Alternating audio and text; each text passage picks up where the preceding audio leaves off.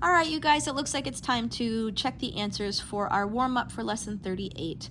So we've got 5 problems, and the first one is a vocabulary challenge. So we need to decide which of these 2 words, term or factor, best completes the sentence.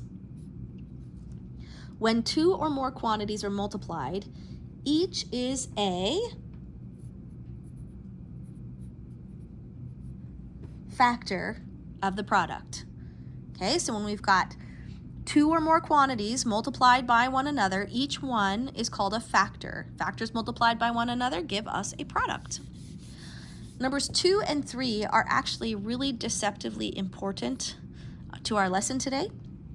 So we're going to see here something that we've been doing for some time, which is distributing terms, which in this case are also factors, to longer algebraic expressions. All right, so I want to distribute the 2x to this expression, which means I need to multiply 2x by the first term and by the second term. So let's do that together. So 2x times 3x is 6x squared. And then 2x times negative 5 is negative 10x. So I want you to see here that 6x squared minus 10x is the product of 2x times 3x minus 5. Now I know we've gone over this many times, but it's important for us to understand it using those mathematical words. Let's do number 3 together. It's a bit longer, a bit more complicated, and that's just because the terms are bigger. So we're going to begin here with this one. Negative 3x squared y times 4x squared minus 7xy. Okay, same deal. I need to take and I need to distribute this entire term to these terms one at a time. All right, so here we go. Negative 3x squared y times 4x squared. I'm going to get negative 3 times 4 is negative 12. Now I've got an x squared here and an x squared here. When I multiply variables that are raised to the same power, I add them together, right? So I've got 12x to the 4th y. Now I've got negative 3x squared y multiplied by negative 7xy. So what is this? Is this going to be minus 21 or plus 21? Here we go, plus 21, because a negative times a negative is a positive. Now I've got x squared times x is x cubed, and I've got 2 y's here, so my final answer is going to be negative x to the 4th y plus 21 x cubed y squared. Hopefully that is what you got. Let's go on to a little bit of what we reviewed yesterday now for number 4, which are our exponent rules. So we've got x to the 5th over x to the negative 3rd. Now we want to remember that when I've got a negative exponent, that's not actually telling me that that's a negative quantity. What is it telling me?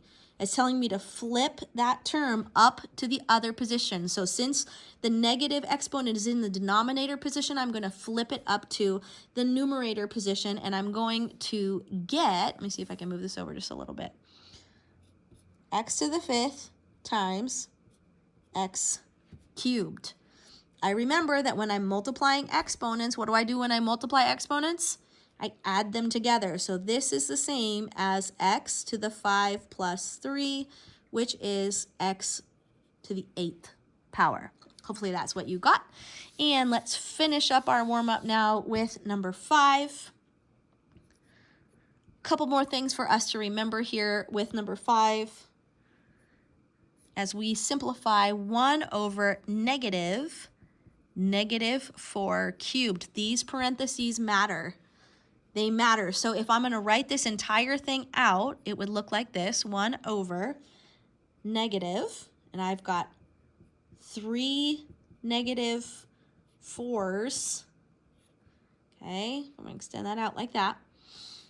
in a row because that negative is inside of the parentheses. So I want to make sure that each one of those numbers is negative when I go to cube it. So I've got 4 times 4 times 4, essentially, right? 4 times 4 is 16, 16 times 4 is 64. So I already know that this is some version of 1 over 64. The question is it positive or negative? So I've got a negative times a negative, which makes a positive, right? Times a negative, which makes a negative, times a negative, which makes a positive. I got 4 negative signs all together. That's going to give me a positive 64. So this is the final simplification for number 5. Okay, 1/64. Hopefully that all made sense, and we are tracking together and ready to move on to our notes for lesson 38. So let's go ahead and erase these, put your whiteboards away, your whiteboard markers away, erasers away, and go ahead and return to your desks if you have been working with a partner or in a group. And please take out your lesson 38 notes. It's time for us to look into something that is going to feel potentially difficult, but is really just a matter of taking what we know and expanding that knowledge into bigger factors with more variables. Okay, so I know you can do it. Take out those lesson 38 notes and let's get started on those together.